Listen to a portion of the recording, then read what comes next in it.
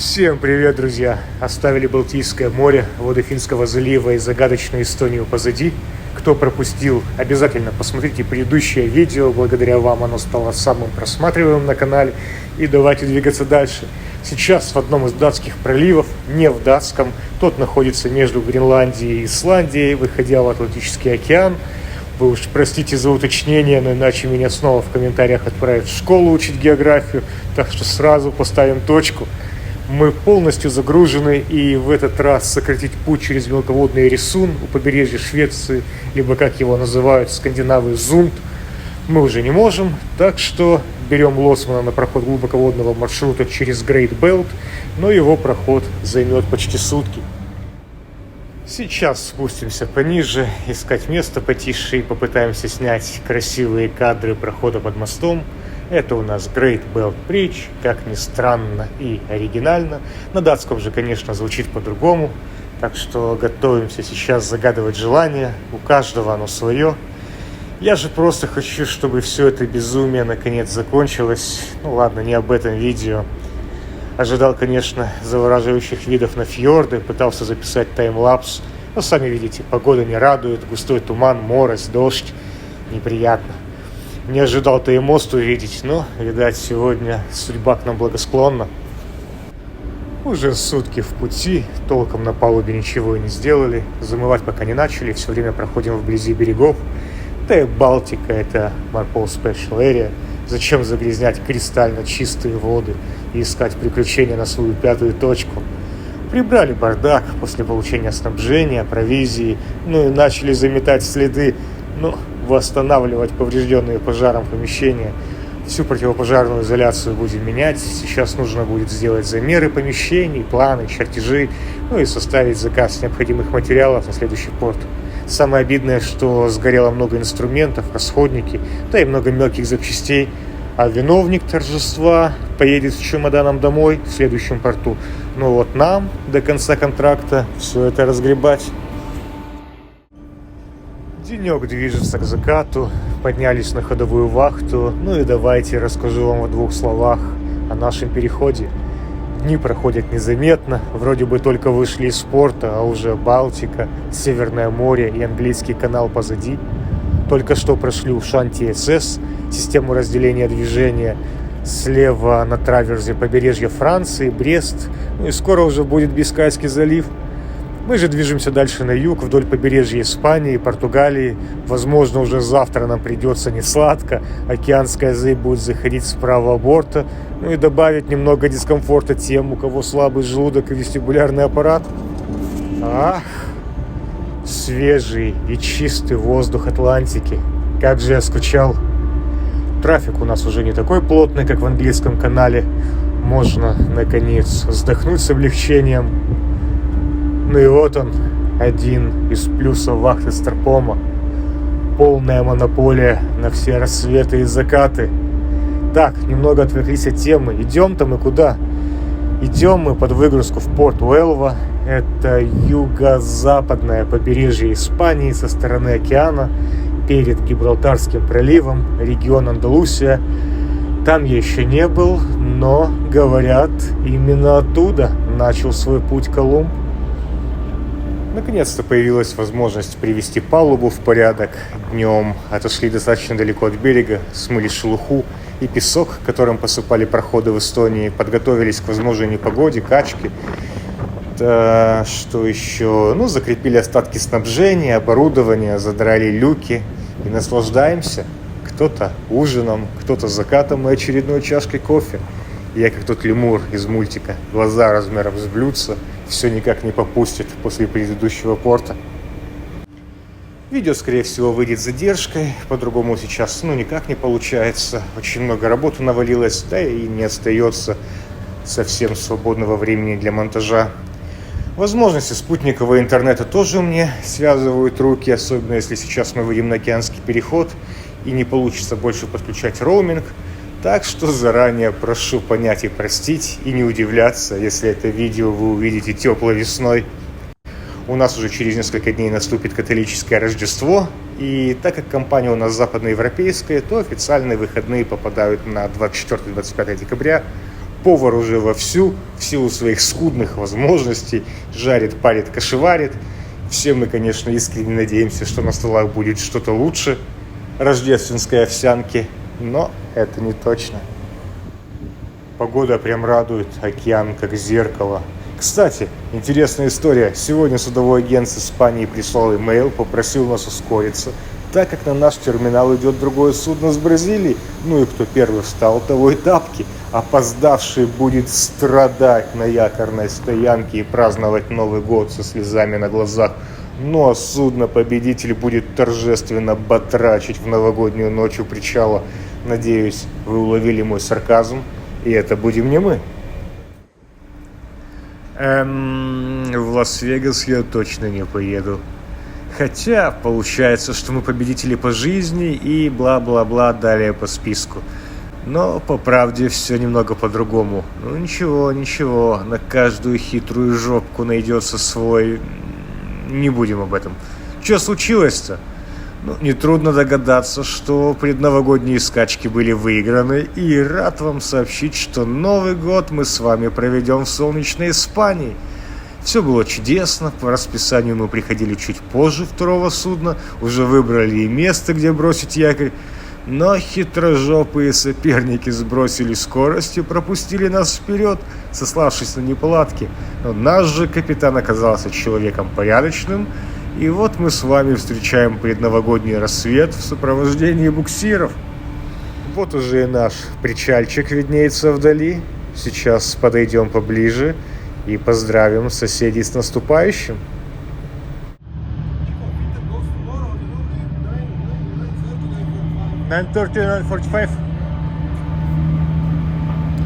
Говорят, место у нас сейчас самое жирное, прям VIP. Возможно, параллельная выгрузка и на конвейерную ленту, и на грузовики. А? Как сказал? В рифму. Так что обещают нас закончить за 3-4 дня. И all goes well. Посмотрим. Иногда испанцы также хотят работать, как голодные спать. Следующий порт погрузки еще неизвестен, так что будем радоваться малому. Погода у нас отличная, уши не мерзнут, песок скрипит на зубах, прекрасная Африка в сотни миль. Хотя, может, это старость, и песок совсем не оттуда. Какие грустные мысли. Был же я когда-то молодым и красивым третьим помощником. Сейчас просто красивый. И вдобавок с синдромом когнитивного диссонанса. Город виднеется вдали, башня времен конкистадоров. Эх. Кстати, забыл похвастаться. Ля какой. Подарок от лоцмана в Датском проливе. Никто не уйдет без рождественских подарков, говорили они. Сдержали слово, сдержали. Опа-па, уезжает наш пиротехник. Что-то не так с этим миром, когда я домой еду. Нас вечно в какой-то бусик запихивают с чемоданом на коленях. А тут спалил полпарохода, списали судно за косяк и едет на белом Мерседесе в АМГ обвесе. Возьму на заметку, хороший способ. Так, пойдем ножки разомнем на палубе. Покроемся пылью и будем пахнуть, как настоящий эстонский фермер. Расскажу вам в 2 словах, что у нас тут происходит. Уже подогнали второй кран. Работают параллельно 6-й и 2-й трюмы. И выгрузка происходит на конвейерную ленту и грузовые машины. И довольно быстро. Все, конечно, будет зависеть не только от производительности. Грабы тут добротные, краны новые. Но терминал отрабатывает несколько судов одновременно. И уже нас предупредили о том, что автокран может переезжать и на другое судно. Да и автопарк сильно ограничен. Не думаю, конечно, что сильно обманули и действительно могут закончить нас за 3-4 дня, но есть высокая вероятность, что работать сегодня будут только до 4 вечера. Недавно разговаривал с бригадиром, и на новогоднюю смену выходить отказываются даже за тройной оклад. Это вам не СНГ, тут совсем другие ценности. Закончили уже принимать снабжение с катера, еще ожидаем провизию, но скорее всего привезут машинами. Город близко, порт и терминал открытый. Куда дальше пойдем, еще непонятно. Хорошо бы на океанский переход иметь побольше времени для подготовки грузовых помещений, да и на палубу необходимо выделить время. Многие же думают, а что там делать, покрасил, забыл, но нет же. Пока снимешь старую краску, ржавчину, потом еще несколько слоев грунтовки положить желательно, и через месяц-два по новой. Еще и погоду подгадать нужно, а какая погода зимой, весной в Западной Европе или в Атлантике, да вы и сами знаете. Одно радует, завтра этот безумный год уже закончится. Что-то небо затянуло немного, дымка. Дождей вроде сегодня не обещали, думаю, все обойдется и не придется дергать крышки. Эта смена еще будет работать несколько часов, ну а потом фиеста. Мы все переживали, что фрахтователь найдет возможность продолжить выгрузку и ночью, но, похоже, с испанцами такие пироги не проходят. Повар, небось, уже накрывает праздничный стол, но новогоднюю ночь и ее последствия я вам не покажу. Не буду дискредитировать экипаж, сойдемся на том, что мы вкусно поели и спадки пошли.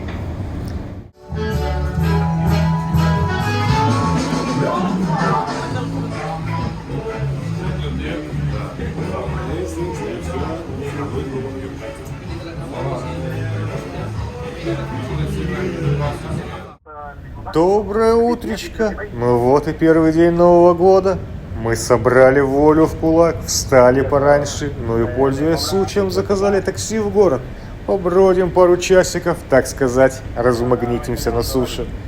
Таксист до жути шумный попался, испанская кровь видно, что уж тут поделать.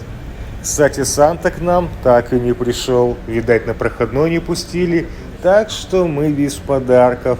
Не забудьте хоть вы подписаться на канал и оценить видео, если оно вам зайдет. Мы на площади Плаза де ла Монхас или Моньес, не знаю как правильно, оставьте свой вариант в комментариях. Ну и можете наблюдать здесь подобие новогодней елки и памятник Кристобалю Колону, самому известному путешественнику родом из Италии, известному у нас как Христофор Колумб. Именно отсюда он начал свой путь к берегам Нового Света за деньги испанской короны. Кстати, довольно многолюдно, хотя на центральной площади так и должно быть.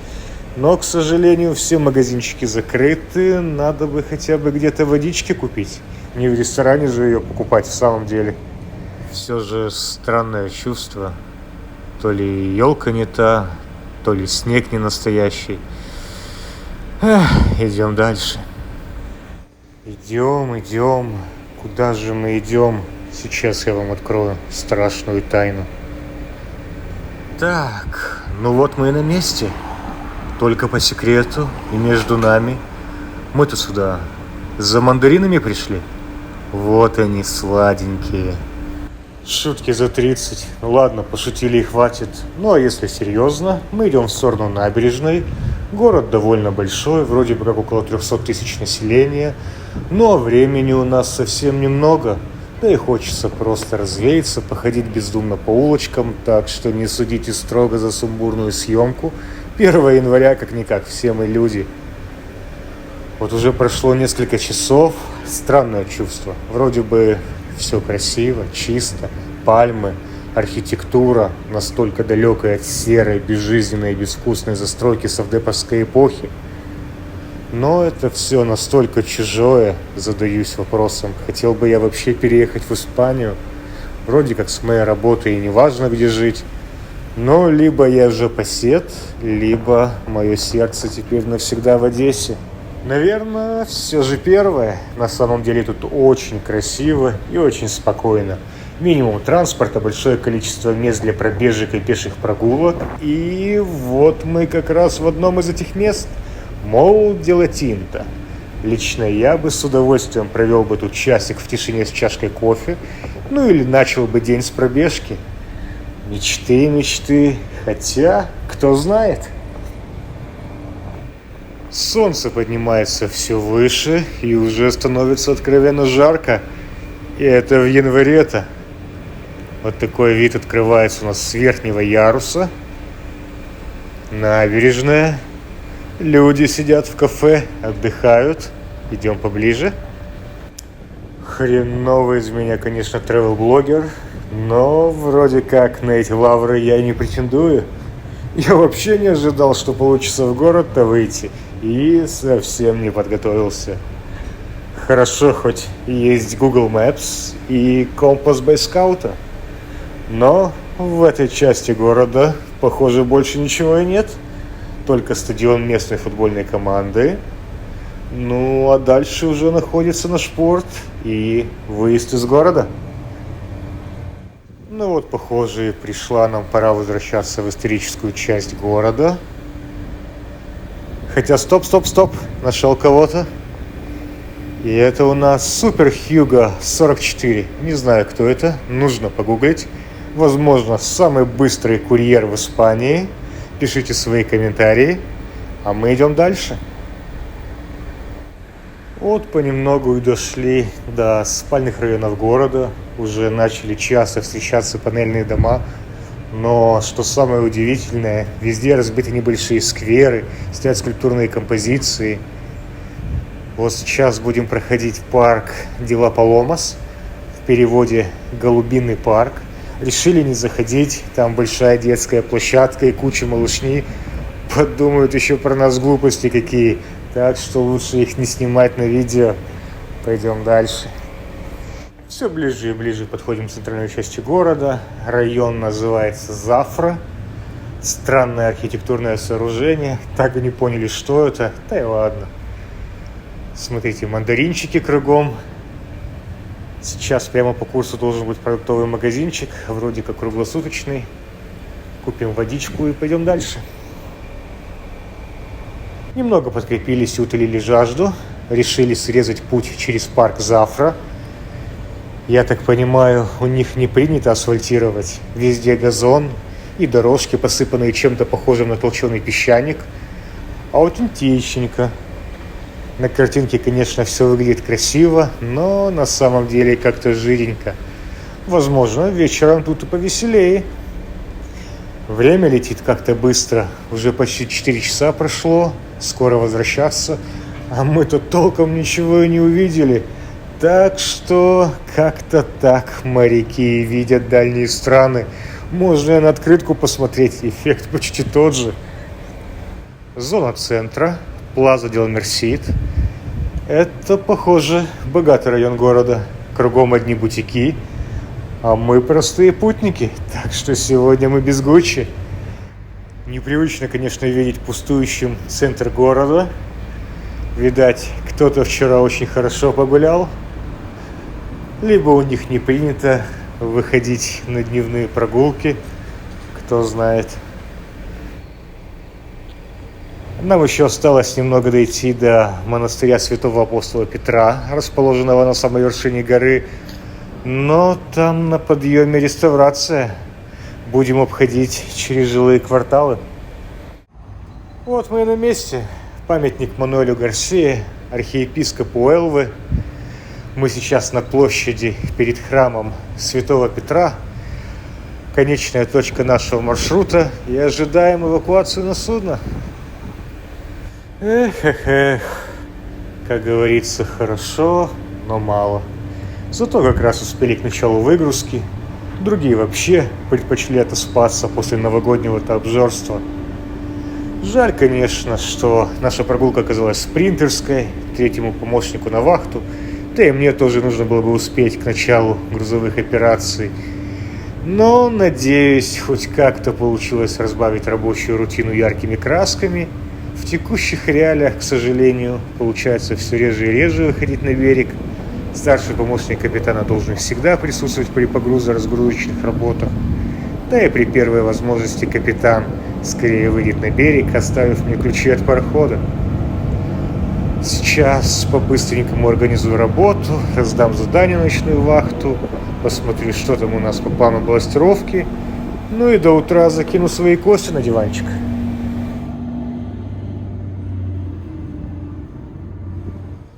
Утро доброе, в новый день, с новыми силами. Почти все у нас идет по плану, почти все. Но об этом чуть попозже. Уже заканчивают выгрузку некоторых трюмов, закидывают технику для сбора зерна из труднодоступных для крановщика углов. Нас сегодня ожидает насыщенное утро, готовим мусор на сдачу. В европейских портах это является обязательным и почти бесплатным. Вернее, это входит в портовые сборы. Каждое утро приезжает мусоровоз, и боцман с командой уже на главной палубе собирает подарки. Ну а также ожидаем сегодня снабжению и провизию. Кстати, а вот и он, хитрожопый бабуин, наше судно-соперник. Недолго они на якоре простояли, поставили их к причалу. Сходить, что ли, в гости? Узнать, на веслах ли они шли с минимальной скоростью, чтобы нас пропустить первыми. Хотя так бы я в город не вышел. Так что везде есть свои плюсы. Так, а как же сказки про самое козырное место и выгрузку на конвейер? Надеюсь, вы заметили, что работают сейчас только на машины. Где же высокие технологии и эффективность европейских портов? О, вот тут у нас начинается интересное. Ночью не обошлось у нас без происшествий. Накрылся конвейер медным тазом, покрошило чем-то ленту от причала до самого силоса, и уже более 5 часов пытаются устранить поломку. И все никак, так что выгрузка может и затянуться. А вот и провизия подъехала, и это не может не радовать. Шансы на долгий океанский переход у нас все выше и выше. Пришло уже несколько запросов от фрахтователя на просчет загрузки зерном из стран Северной и Южной Америки. Так что нужно основательно затариться продуктами. Мясо-то и рыба у нас в избытке, а вот овощи и фрукты долго не лежат. Плохо, конечно, что при постройке судна сэкономили, и большой провизионный кран у нас только с левого борта. Так что приходится изворачиваться и поднимать палеты на борт бункеровочным. А он, сами видите, совсем уж дохленький. Сейчас забавная ситуация произошла. Пытались наладить контакт с водителем. Он частично на испанском, частично на английском пытался изъясняться. Потом невзначай выругался на украинском. Вот же и вправду, мир маленькая деревня. Раскидала нас по всему свету. Каждый выживает как может вдали от дома. Так, ну а сейчас главное, чтобы палет не сорвался. А то мало того, что мы рыбу накормим своей зеленушкой, так еще и штраф заставят заплатить за то, что мы мусорим за борт. Пойдемте, я покажу вам, откуда на Беларусь готовилась, в смысле, что случилось с конвейером. Похоже, крановщик немного перебрал в новогоднюю ночь и грабом оторвал часть защитной секции нашего трюма. Опять. Только в этот раз он ее закинул вместе с зерном в хоппер, далее она попала на конвейер и вполне успешно, как тузик-грелку, порвала почти километр полотна. Но проблемы индейцев вождя волнуют слабо, косяк не наш, так что сейчас береговая ремонтная бригада восстанавливает повреждения и будет еще лучше, чем было.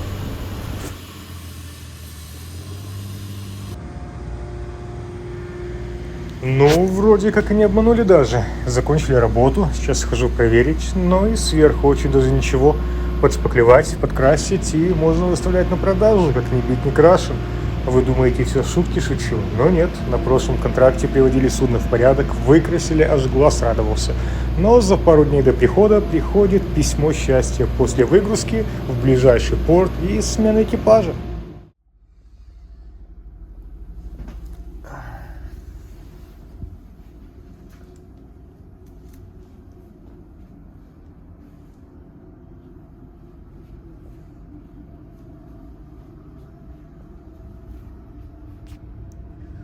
Уже за полночь. Пытался поспать на диванчике, пока такая возможность есть. Балластные операции мы уже закончили. Но мысли в голове не дают уснуть. Остался у нас последний трюм, но что-то они не особо спешат. По окончанию еще должен прийти сюрвеер, морочить голову и выгруженный груз считать. Опять нас будут разводить на недосдачу. Ой, перекусил немножко, натаскал в каюту всего разного, как белка. Ладно, раз не спится, пойдем дальше работать, походим по палубе.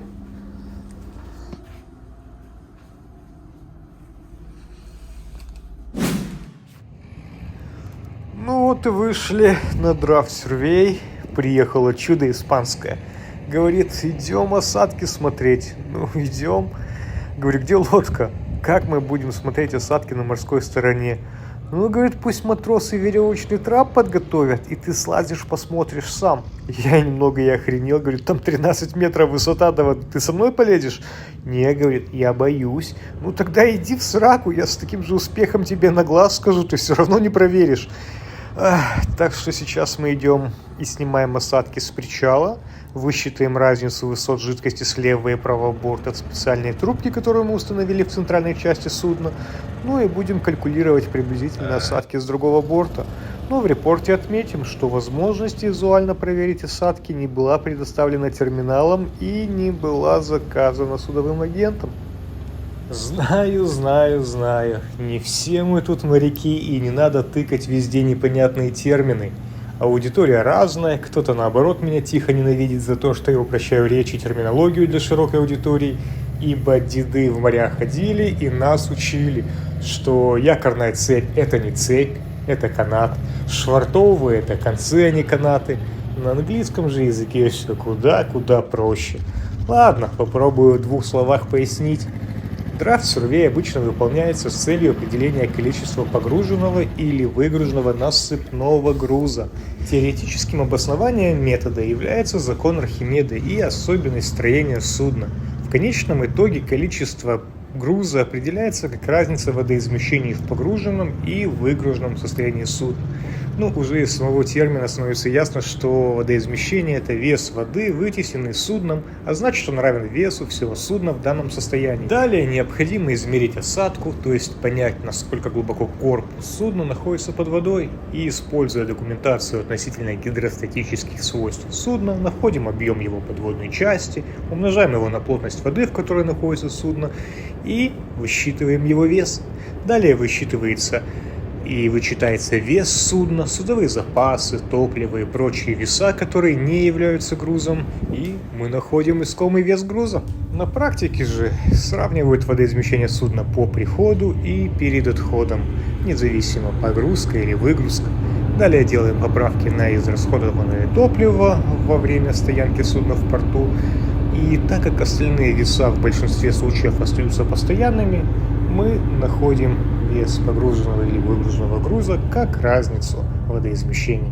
Конечно же, Draft Survey – это менее точный способ определения массы судна, чем элеваторные и портовые весы, но его преимущество в том, что он полностью от них не зависим. Ага, обещал же в 2 словах. Ладно, давайте дальше к нашим баранам. Уже подошли буксиры, аврал, весь экипаж на месте, лоцман на борту. Поднимаем трап и будем отходить. Отошли уже от причала, вот уже и фарватер почти оставили позади. Матросы заканчивают подготовку лоцманского трапа. Тот уже лыжи намылил, хочет домой из патоньки. Ну а мы пока даже не знаем, куда идем. Пока держим курс на Мексиканский залив, возможно, завтра появится конкретный порт. В любом случае это будет порт в Северной или Южной Америке, а это значит, что нас ожидает почти 2-недельный переход. Катер уже подошел, провожаем лоцмана. Свою работу он сделал хорошо, помог вывести судно из порта. Ну а дальше мы сами. Все, конечно, устали, ночные отходы, гадость та еще. Нужно бы экипажу дать выходной, но как? Нужно подготовить 4-й трюм для принятия балласта и улучшения устойчивости. А сейчас нужно будет сделать обход по палубе, проверить, что все закреплено, задраено и судно готово к переходу.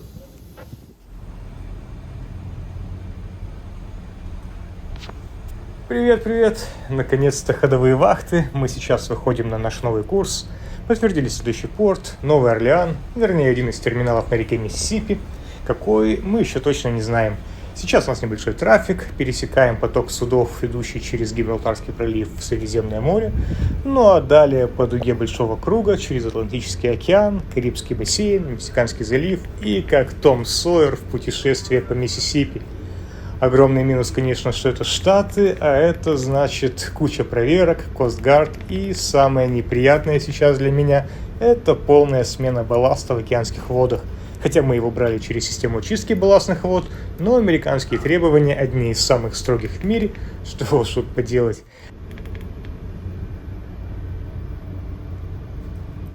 Ну, это все мелочи жизни. Главное, чтобы погода не испортилась. Хотя проверили прогноз, он не особо радужный. Зима как-никак. Возможно, придется уходить ближе к экватору, но в этом случае волна океанская будет заходить нам с правого борта. Судно в балласте, значит, будет знатно покачивать. Так что снова придется спать на диванчике. Ну а в моем случае, когда ножки выросли и не помещаются, на матрасе и на полу. Почти закончили подготовку 4-го трюма под прием балласта, ну а дальше начнем поочередно менять другие танки. Ну вот, очередной выпуск подходит к концу. Надеюсь, что видео вам понравилось. И если это так, поставьте палец вверх, подпишитесь на канал и обязательно оставляйте комментарии. Постараюсь обязательно на все ответить, по мере своих скромных возможностей. Не всегда получается выпускать видео вовремя ввиду загруженности на работе. Снимаю практически всегда, но вот на монтаж не хватает времени. Так что спасибо, что досмотрели до конца. До новых встреч. Пока-пока.